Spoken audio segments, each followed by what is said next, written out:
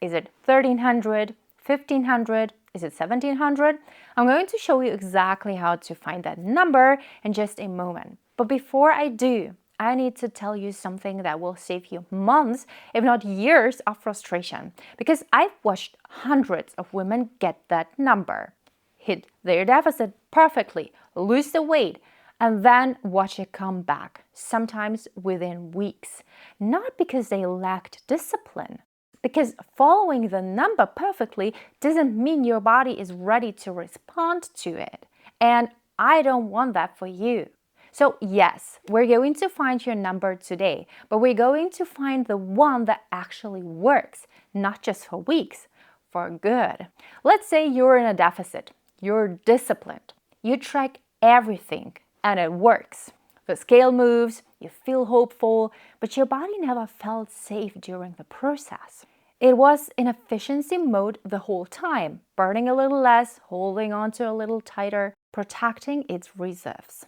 And the moment the restriction eases, a holiday, a stressful month, a few weeks where you stopped tracking, it moves fast. The weight comes back quickly, sometimes more than you lost. So you start again. Same deficit, same discipline. But this time, the hunger is louder, the cravings are stronger, and maintaining the deficit feels harder than before. Because the problem was never the number. It was that your body never received a signal that it was safe to let go permanently. And until that changes, the cycle doesn't stop. And that's what this video is about. And it starts with something most women skip entirely: the biology underneath the math. By the way, if you're new here, I'm Ina. On this channel, we don't just count calories, we understand why they behave the way they do inside your body. If that sounds like what you need, stick around.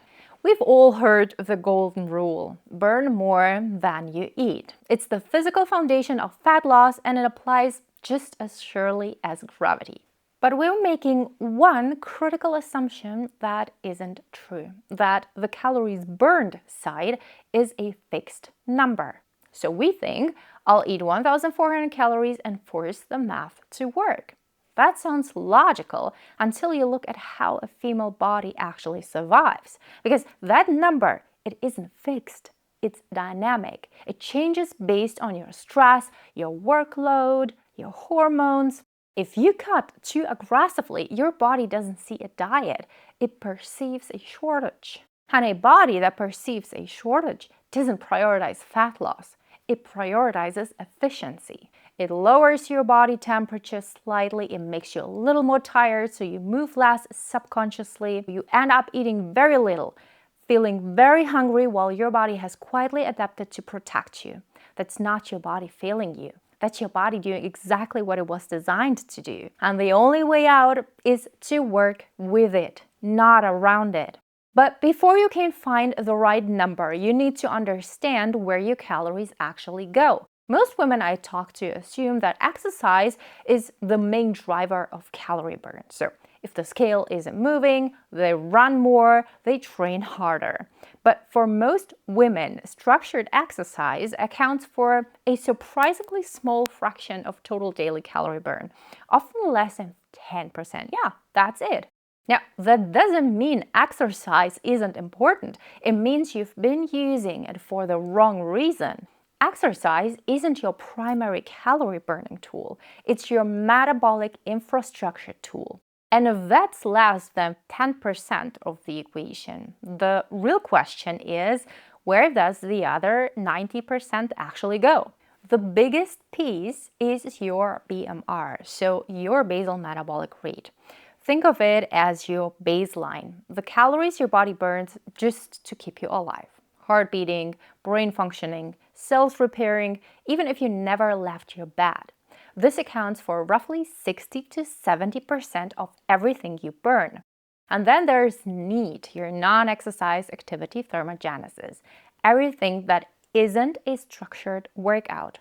Walking to the kitchen, fidgeting, taking the stairs, playing with your kids. This accounts for most of the rest. And that gap is exactly what stalls your progress without you ever noticing. When you over-restrict or stress your body, BMR and NEAT are the first things to drop. Not dramatically, not in a way you'd notice, but consistently enough. You sit a little more, you fidget a little less. None of it feels significant, but together it's enough to close the gap completely. This is why eating less stops working. The goal was never to eat as little as possible. The goal is to find the highest calorie intake at which you're still losing fat, so your body has enough resources to keep your metabolism running at full capacity. And that's exactly why finding the right number matters so much more than most people realize. So let's do exactly that and find yours.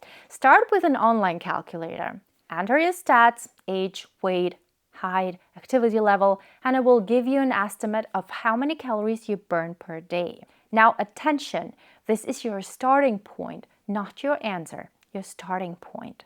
Because that calculator, it can see whether your metabolism is actually running at the rate it assumes. And for many women, especially those with a history of restriction, chronic stress, or yo-yo dieting, it isn't. I've seen this firsthand so many times. Client after client coming to me having hit a plateau, and when we test their actual BMR, it's 400, sometimes 500 calories lower than what any calculator would have predicted. Not a small gap, a gap that makes every standard deficit calculation completely irrelevant. That's why the gold standard is a BMR test, also called indirect calorimetry. You breathe into a machine for about 10 minutes and it measures exactly how much oxygen your body consumes at rest. That tells you your actual metabolic rate, not an estimate, your real number. Search for indirect calorimetry in your area. It's some of the most valuable data you will ever have about your body. And what you find there changes everything. If your BMR is close to what the calculator predicted, great. You have a solid foundation to work with. Create a deficit of about 300 to 500 calories and pair it with regular strength training and intentional NEAT. But remember, very important, the number is not fixed. If you still have a regular cycle, increase your calories slightly in the week before your period. Your body's energy demands are genuinely higher during the luteal phase, and working with that rhythm makes the whole process significantly more sustainable. Also, definitely take a diet break every 2 months or so. 1 to 2 weeks of maintenance calories. Not a cheat phase. A deliberate reset gives your nervous system evidence that resources are available. That's the approach when your foundation is solid. But if your BMR is significantly lower than expected, if your body is burning 1,000 calories at rest when it should be burning 1,400, a calorie deficit is not your next step. A low BMR is a signal, and it rarely has a single cause. It can be years of restriction, yes, but also chronic stress, poor sleep, hormone deficiencies like low thyroid or testosterone, nutrient gaps, or certain medications. It's multifaceted. And before you go further, you need to actually understand what's actually driving it. A good starting point is my metabolic flexibility video. The link is below. Check it out. Now, let's say for whatever reason a BMR test isn't accessible to you at all. What can you do? You need to move to option B, the feedback loop. Take the number from your online calculator and subtract 300 calories. Track accurately for 3 weeks, not estimating, not guessing. A foot scale, a tracking app, real data. And then watch what happens. Now, if you're making progress, and now careful, not just on a scale, but in measurements, muscle, and before and after pictures, the math is right. If nothing happens after 3 weeks, the calculator overestimated your burn. Adjust down by 100 calories and repeat.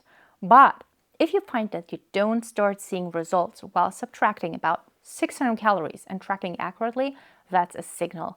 Don't go lower. Your metabolism is running significantly below where it should be. And losing weight at 1,200 calories while your body should be burning 1,600 is not sustainable. It's not the goal. The goal is to fix the gap, not squeeze through it. And fixing that gap starts with understanding something that no calorie calculator will ever tell you. The BMR, the need, the deficit only works if one thing is in place first. Your body has to feel safe enough to let go. And I mean that literally. Your nervous system is constantly making decisions about how to allocate energy. And when it perceives a scarcity from any source, fat loss moves to the bottom of the priority list. Not because something is wrong with you, because survival always comes first. And really, some of the most powerful signals have nothing to do with what you eat. The first one will probably make you uncomfortable. It's scrolling through social media first thing in the morning, especially when it leads to comparison. Every time you see someone else's body, their progress, their before and after, and feel like you're falling behind, your nervous system fires a stress response. And to your body, stress is stress. It doesn't matter if it comes from your Instagram feed or running from a tiger. The signal is the same. Another danger signal comes from a thing most women never connect to fat loss, what you're not eating enough of, not calories, specific building blocks. When your body doesn't have enough protein to maintain muscle tissue or enough magnesium, zinc, and B vitamins to run its metabolic pathways, it reads that as resource scarcity. A deficit without adequate protein and micronutrients isn't just ineffective. It's another stress signal on top of everything else. And the third danger signal, again, something no one is thinking about when it comes to weight loss, your evening. The light you're exposed to after dark, your phone, your TV, your overhead lights, that suppresses melatonin and disrupts the overnight hormonal reset your metabolism depends on. Poor sleep doesn't just make you tired the next day. It elevates hunger hormones, it reduces insulin sensitivity, and directly impairs your body's ability to burn fat, independent of how perfectly you ate that day. When these signals shift, everything shifts. Not overnight, but consistently enough that your body starts allocating energy differently, away from conservation toward function. That's the complete equation. Not just calories in versus calories out. Calories in versus calories out in a body whose nervous system has enough evidence that it's safe to burn them. If you want to take the next step, I've put together everything we covered today inside my Holistic Female Mastery Masterclass. It's completely free. The link is below. Until next time, remember, your body never needs to be fixed. It needs to be understood.